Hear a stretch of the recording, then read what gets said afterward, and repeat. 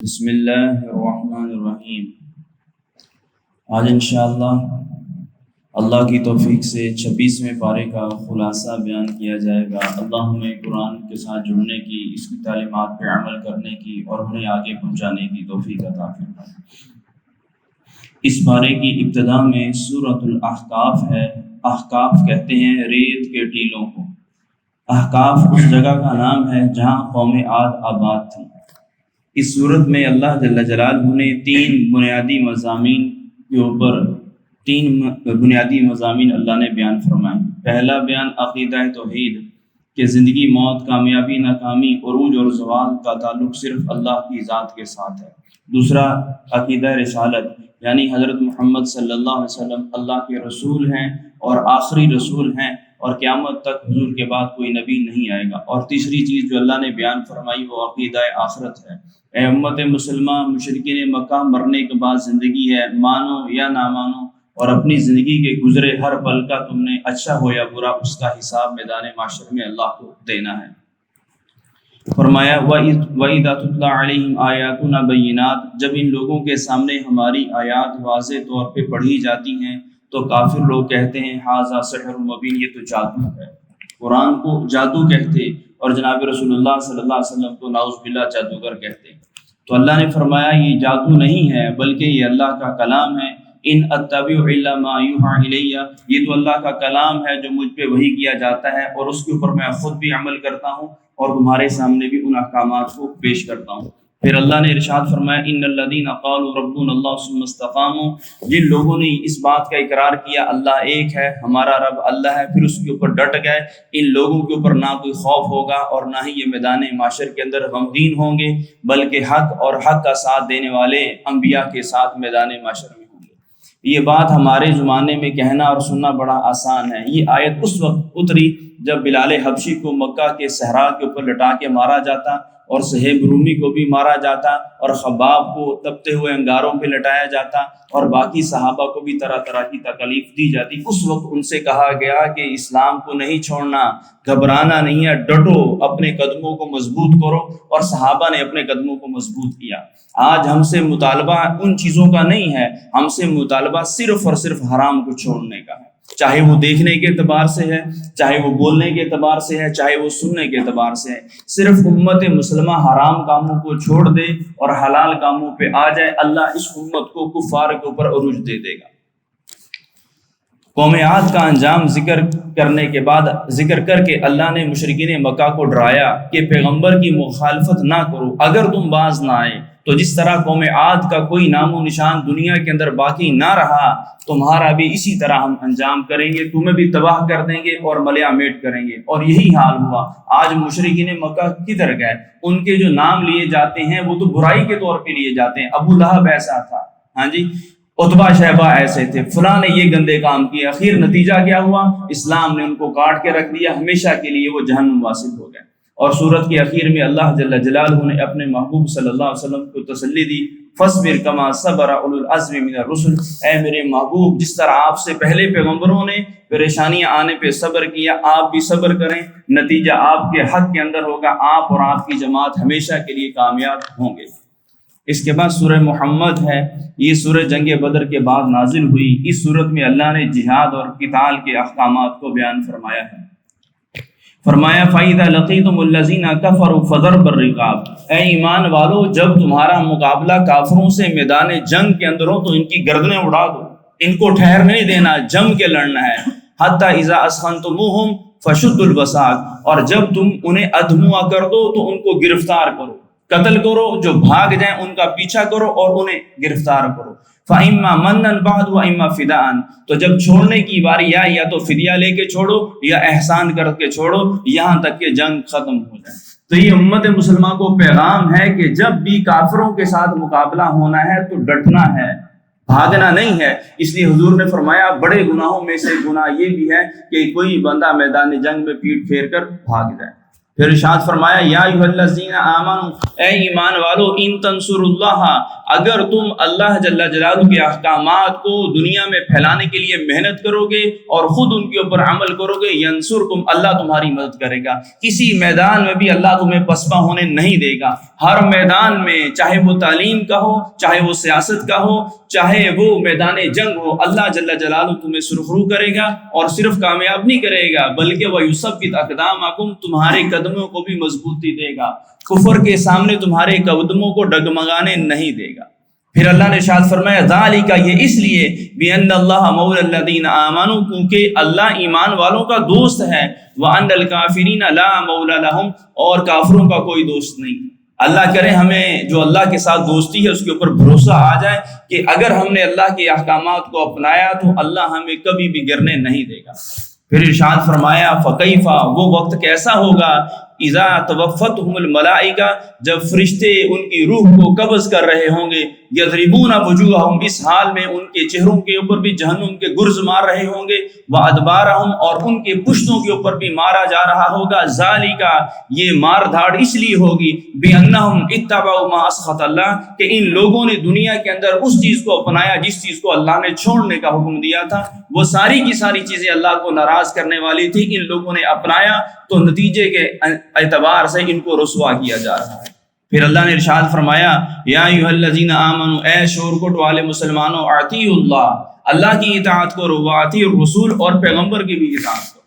اور بڑی واضح حدیث ہے بخاری شریف کی، رسول اللہ صلی اللہ علیہ وسلم نے ارشاد فرمایا کل امتی یدخلون الجنۃ الا من ابا، میرے سارے کے سارے امتی، مشرق کی ہوں یا مغرب کے، شمال کی ہوں یا جنوب کے سارے جنت میں جائیں گے، الا من ابا، مگر میرا وہ امتی جنت میں نہیں جائے گا جو خود جانے سے انکار کرتا ہے۔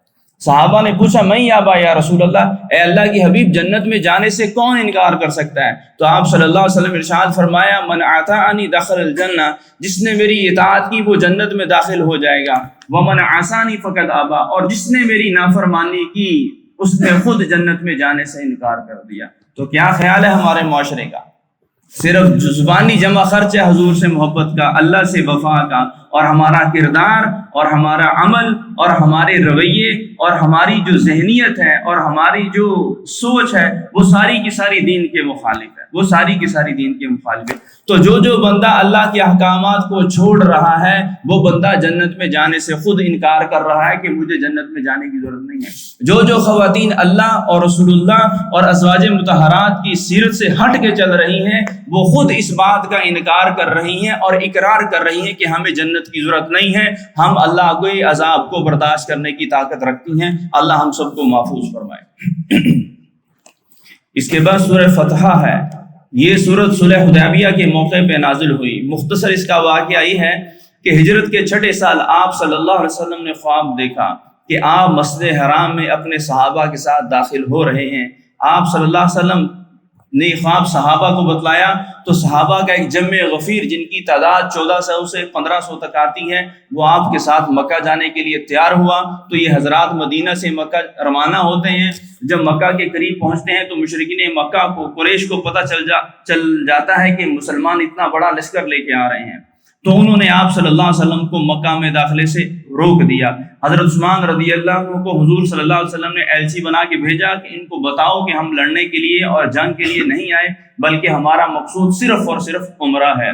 تو مشرکین مکہ نے حضرت عثمان کو پیشکش کی کہ ہم محمد کو تو عمرہ نہیں کرنے دیں گے، اب تم مکہ میں آ ہی گئے ہو، تم عمرہ کرنا چاہتے ہو تو کر لو۔ تو حضرت عثمان نے عجیب بات ارشاد فرمائی، جو آج کل جو ہمارے عاشق رسول نام لیوا ہیں نا ان میں ہم بھی ہیں، ہاں جی، ان کو سمجھنے کی ضرورت ہے۔ تو فرمایا یہ کیسے ممکن ہے کہ محمد عربی صلی اللہ علیہ وسلم کو تو عمرے سے روک دیا جائے اور ان کا غلام ان کی غیر موجودگی میں عمرہ کر لے؟ ایسا نہیں ہو سکتا، عثمان بھی عمرہ نہیں کرے گا، عثمان بھی عمرہ نہیں کرے گا۔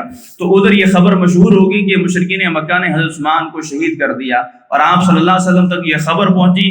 حضرت عثمان کے نام پہ پھر حضور نے موت کی بیعت لی کہ ہم ان سے عثمان کا بدلہ لے کے جائیں گے۔ تو سب صحابہ نے حضور صلی اللہ علیہ وسلم کی بیعت کی۔ پھر آپ نے اپنا ہاتھ نیچے رکھا اور دوسرا ہاتھ اوپر رکھا اور فرمایا یہ عثمان کا ہاتھ ہے۔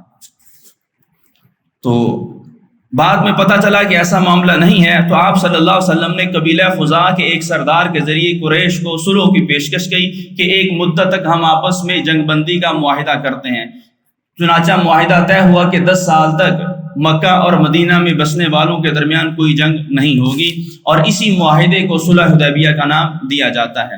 اس معاہدے کی کچھ شرائط تھیں کہ اس سال آپ لوگ عمرے کے بغیر واپس جائیں گے، اگر عمرہ کرنا چاہتے ہیں تو اگلے سال آپ لوگ عمرے کے لیے دوبارہ مکہ آئیں۔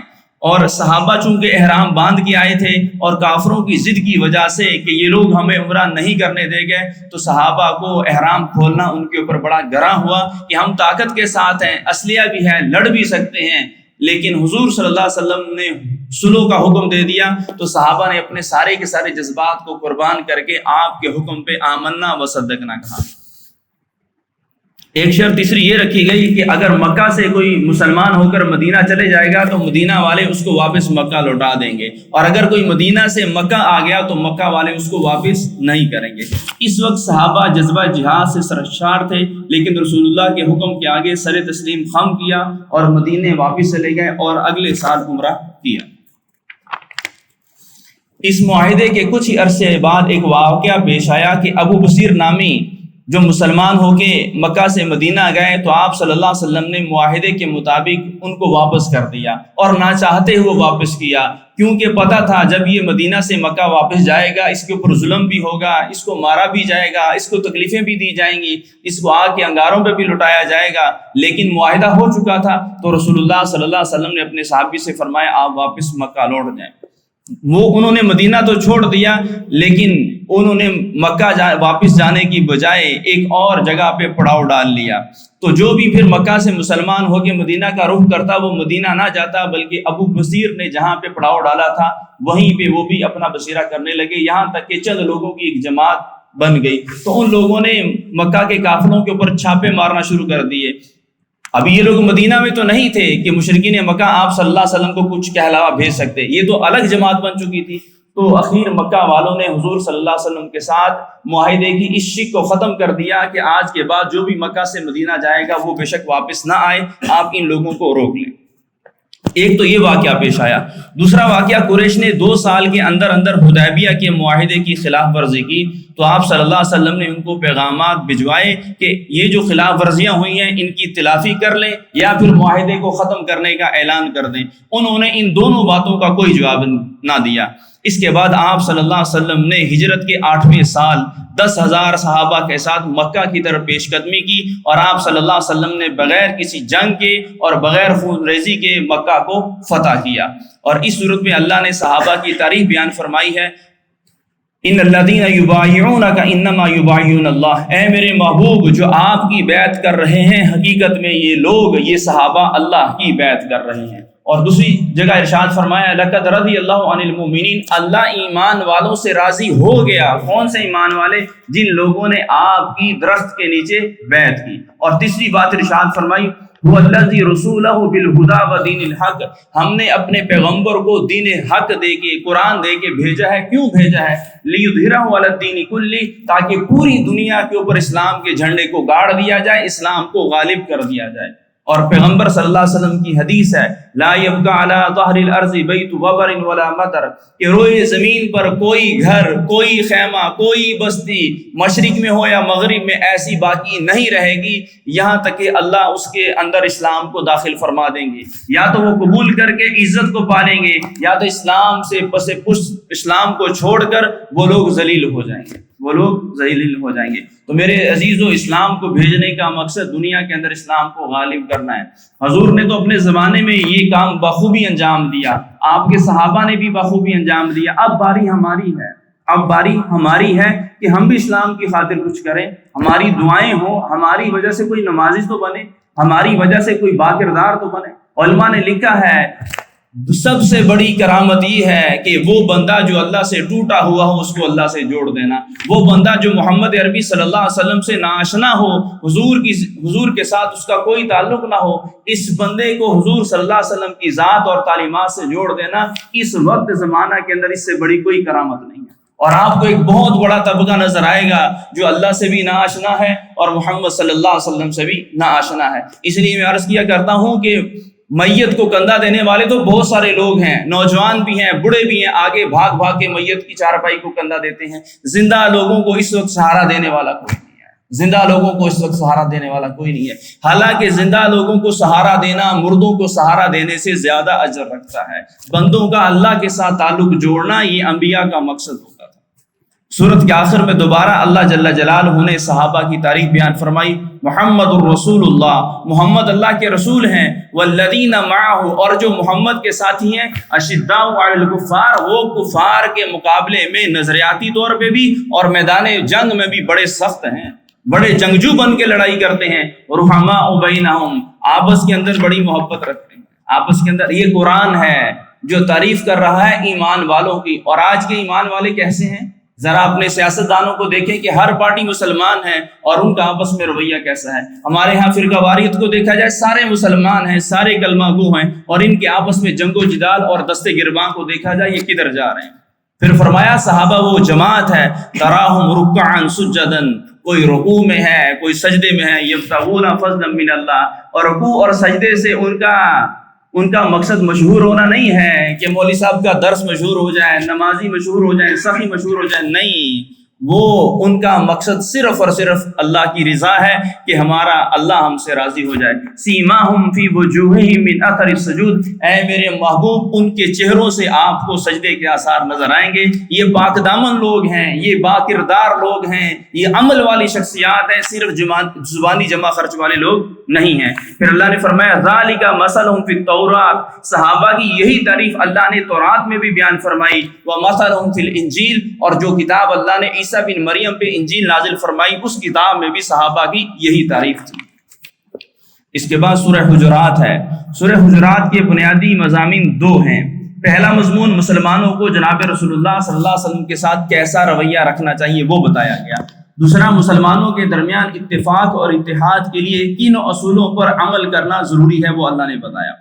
فرمایا یا ایھا الذین آمنوا لا تقدموا بین یدی اللہ ورسولہ واتقوا اللہ، اے ایمان والو اللہ اور پیغمبر سے آگے بڑھنے کی کوشش نہ کرو، واتقوا اللہ، اللہ سے ڈرو۔ پھر ارشاد فرمایا اے ایمان والو تمہاری آوازیں پیغمبر کی آواز سے اونچی نہیں ہونی چاہیے، ولا تجہروا لہ بالقول کجہر بعضکم بعضا، اور محمد کو پکارنے اور ہمارے نبی کو پکارنے کا وہ انداز نہیں ہونا چاہیے جو تم آپس میں ایک دوسرے کو پکارتے ہو۔ ہم تو کہتے ہیں بھائی بات سننا، بیٹا بات سنو اور ادھر آؤ، یہ انداز محمد عربی صلی اللہ علیہ وسلم کے ساتھ نہیں اپنانا۔ یہ آپس میں تو ٹھیک ہے لیکن پیغمبر کا ایک مرتبہ ہے، ایک شان ہے، اس انداز سے ان کو نہیں بلانا۔ اگر تم نے بلایا ان تحبط اعمالکم، تمہارے اعمال سارے ضائع کر دیے جائیں گے، وانتم لا تشعرون، اور تمہیں خبر بھی نہیں ہوگی۔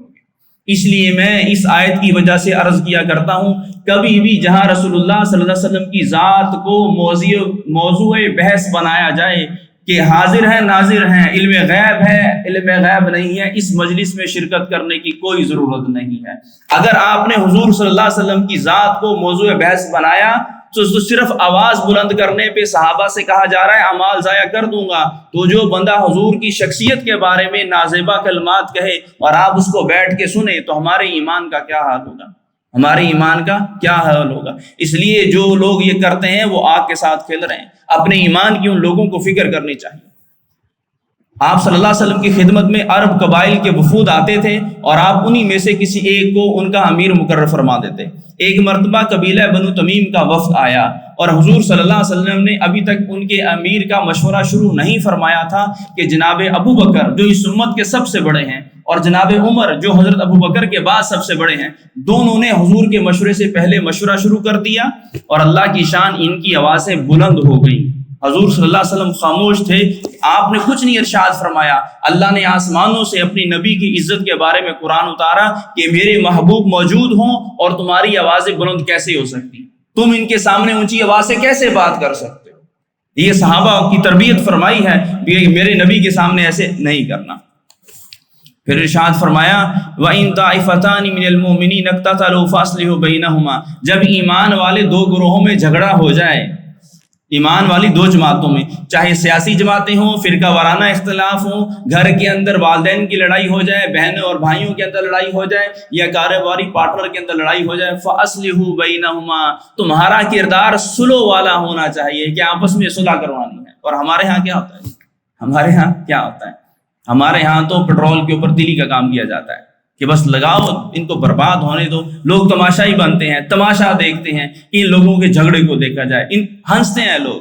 اس لیے میرے عزیزو ہمارا کردار لوگوں کو جوڑنے والا ہونا چاہیے, آپس میں صلح کروانے والا ہونا چاہیے. پھر ارشاد فرمایا انما المؤمنون اخوہ, سارے کے سارے مسلمان آپس میں بھائی ہیں. فاصلحوا بین اخویکم, او امت مسلمان اپنے بھائیوں کے درمیان صلح کرواؤ, لڑائی نہ کرواؤ. پھر ارشاد فرمایا تم میں سے کوئی قوم کسی قوم کا مذاق نہ اڑائے کہ شاید جس قوم کا مذاق اڑایا جا رہا ہو اس کا مرتبہ اللہ کے ہاں تم سے زیادہ ہو, اللہ کے ہاں تم سے زیادہ. اس لیے کسی کو غربت کا تانا, کسی کو کالے رنگ کا تانا, ناک موٹا باریک ہونے کے تانے, یہ جو ہماری خواتین کے اندر چلتے ہیں یہ بالکل جائز نہیں ہے. پھر ارشاد فرمایا ولا تلمزوا انفسکم, ایک دوسرے کو تانے نہ دو, ایک دوسرے کو تانے نہ دو. کل میں نے رات کے درس میں سنایا تھا کہ حضرت عائشہ رضی اللہ عنہا نے امہات المومنین حضرت صفیہ کے بارے میں کہا وہ جو اتنی ہے, چھوٹے قد کی ہے, اتنی بات اما عائشہ نے کی تو حضور نے فرمایا اے عائشہ اگر تیرے اس جملے کو سمندر میں ڈال دیا جائے وہ بھی اس کی کڑواہٹ سے کڑوا ہو جائے گا. ایک ایک جملے پہ اتنے اثرات مرتب ہوتے ہیں. پھر فرمایا ولا تجسسوا, کسی کی ٹو میں نہ لگو, کسی کی عیب ڈھونڈنے میں اس کے پیچھے نہ پڑ جاؤ. پھر فرمایا ولا یغتب بعضکم بعضا, تم میں سے کوئی کسی کی غیبت نہ کرے, غیبت کرنے والا اپنے مردہ بھائی کا گوشت کھاتا ہے.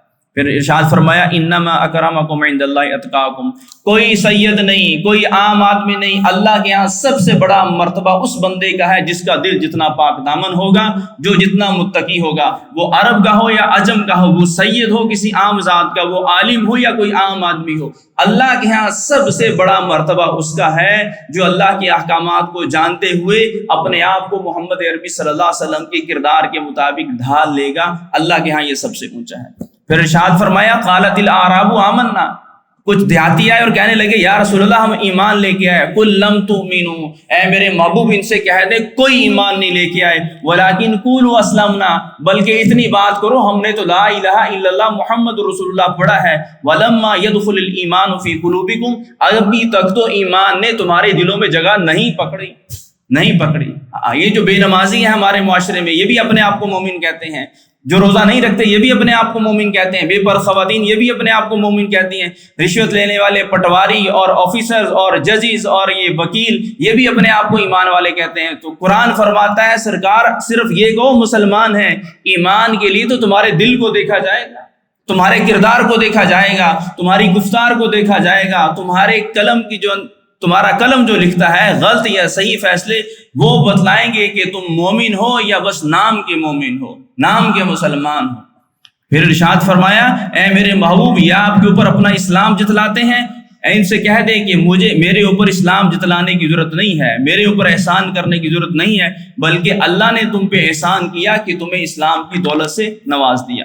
اس کے بعد سورہ قاف ہے. اس سورت کا موضوع آخرت کا اس بات ہے کہ آخرت کی زندگی ہے, کیونکہ مشرکین مکہ کہتے تھے جب ہم مر جائیں گے تو دوبارہ اٹھنا, یہ تو بات سمجھ میں آتی نہیں ہے. تو اللہ نے فرمایا وجاءت سکرۃ الموت بالحق, جب اسرائیل تمہارے سینے میں تمہاری روح کو نکالنے کے لیے اپنا پنجہ گاڑے گا, ذالک ما کنت منہ تحید, یہی وہ وقت ہوگا جس کو تو جھٹلایا کرتا تھا, یہی وقت ہوگا. وجاءت کل نفس معها سائق و شہید, میدان معاشر میں دو فرشتے حساب کتاب کی طرف ہر بندے کو ہانک کے لے جا رہے ہوں گے. پھر اس سورت کے آخر میں فرمایا وذکر بالقرآن, اے میرے محبوب قرآن کی دعوت دیں, لوگوں کو قرآن سے جوڑیں, کیونکہ قرآن اللہ کا کلام ہے اور آپ کا کردار ہم نے قرآن کو بنا کے دنیا میں نازل فرمایا ہے. اس کے بعد سورہ زاریات ہے. اللہ فرماتے ہیں وَالزَّارِيَاتِ ضَرْبًا, قسم ہے ان ہواؤں کی جو گرد اڑاتی ہیں, والحاملات وقرا, قسم ہے ان ہواؤں کی جو بادل کو اٹھاتی ہیں, انما توعدون لصادق, جس بات کا تم سے وعدہ کیا جا رہا ہے کہ موت ہے, حساب کتاب ہے, جنت ہے, جہنم ہے, یہ ساری کی ساری باتیں اور وعدے حق ہیں. یسألون ایان یوم الدین, یہ آپ سے سوال کرتے ہیں کہ قیامت کا دن کب آئے گا, ان کو بتاؤ کہ آئے گا, اس کے لیے اللہ نے ایک وقت مقرر کر رکھا ہے. پھر ارشاد فرمایا فَوَرَبِّ السَّمَاءِ وَالْأَرْضِ إِنَّهُ لَحَقٌّ مِثْلَ مَا أَنْتُمْ تَنْطِقُونَ, اے میرے محبوب ان کو بتائیں کہ قیامت اسی طرح حق ہے جس طرح تمہاری زبان سے تمہارے الفاظ نکلتے ہیں, تمہاری آنکھیں دیکھتی ہیں, تمہارے کان سنتے ہیں, اسی طرح ایک دن قیامت بھی آ کے رہے گی اور وہی حساب کتاب کا دن ہوگا, اور اسی دن اللہ جل جلالہ ایک گروہ کے لیے جنت کا فیصلہ فرمائیں گے اور ایک گروہ کے لیے جہنم کا فیصلہ فرمائیں گے. اللہ ہمیں قرآن کی تعلیمات سے جڑنے کی توفیق عطا فرمائے.